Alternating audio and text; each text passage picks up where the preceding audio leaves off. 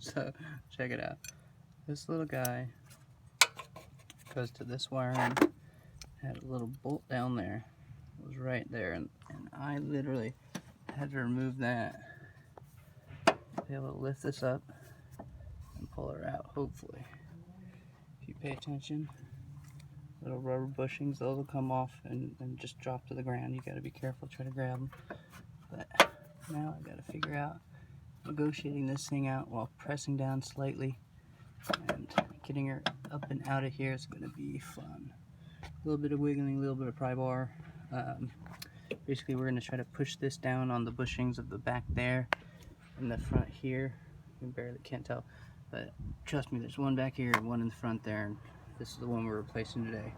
Eventually we'll have to do all of them, but that's another problem, for another day. Okay, so we got her out of there. It was not easy. So if you think about it, there she blows. Smaller ones, closer to the other ones, I should say. Come up, move this way, and then move this way. And I had to move that bracket. You got to be careful there. So these are your cables for your transmission. A lot of. Excuse me about that.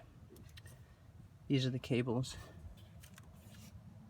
That's the bracket that I had to undo. And you know, weirdly enough, she looks in better shape than I thought.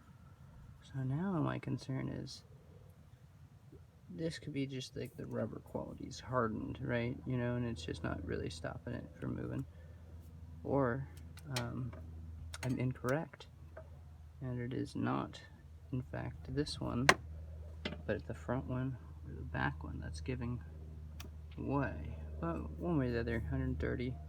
So we're gonna keep an eye on this one, maybe keep it. I'm sure I could find a bushing for it. That would save me money in the future. This is a bigger, heavier piece than the one I got replaced. So I'll go grab that, put it in, put it back together. That's everything's reversed. So it was 14, 10, and 17. 17. This guy's a 10. And I got the 12 on there right now. Which I believe the 12s were actually the main guys. No, they weren't. The main guys are 17. Same with the bolt through and through. 12 was just for that little one right there. Alright, just a little sharing time. How many of you guys get all prepped to do this, take the time, go look around, find your blue gloves, and never put them on? They're just, you know, in my pocket. Who needs to not put all this crap all over their hands? Okay, so, new guy. Feels, you know, honestly, it is far more rigid than the one, even though it's not torn or gone. Oh, sorry, baby. This is the one I just pulled out. And it's still, man, I don't know. When I put the bolt in there, you can kind of feel the rubber difference between this and that. New bolt versus old. But, yeah, I gotta, you gotta put these guys on. And they were kind of like up and back. They keep it from going right?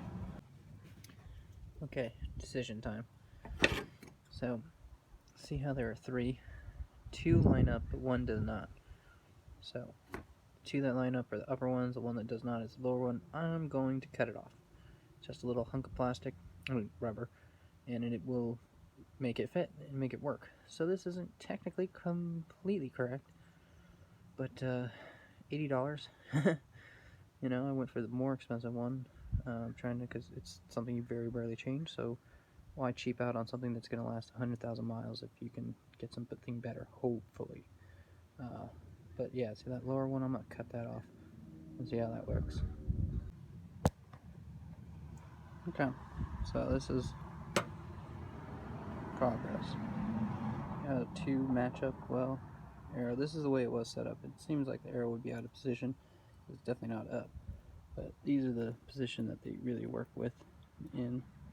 So the two there. Again, I cut off the extra. And this is how it was when I looked down on it. So even these guys up a little bit. And that'll be good for it in just a minute once I get them lined up. Okay, I like that a little better. I just nabbed it. Just wanted it equal on both sides. This one's slotted in there a little better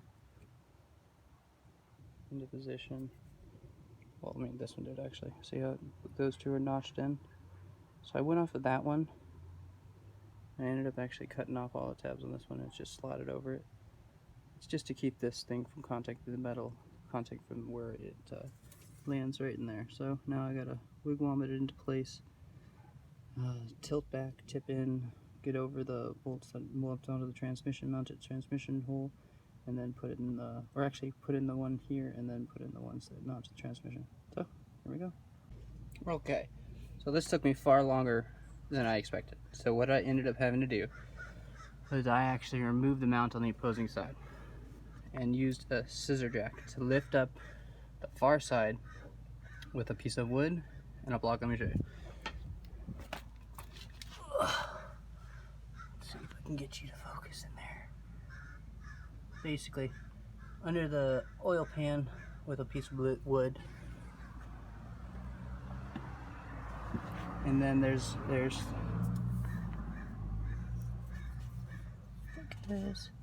3 pegs down here, and there is 1 peg right there. So it's a 17 and 3/14, all of which had washers. So that's fun getting out of there.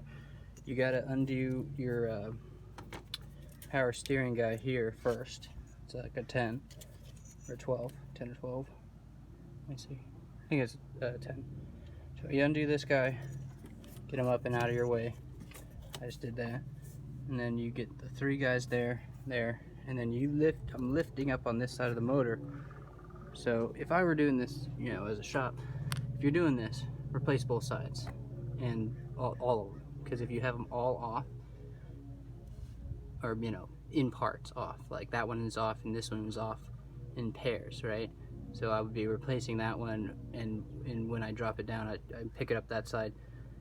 I put this one in, and then I go over there and I drop it onto this one.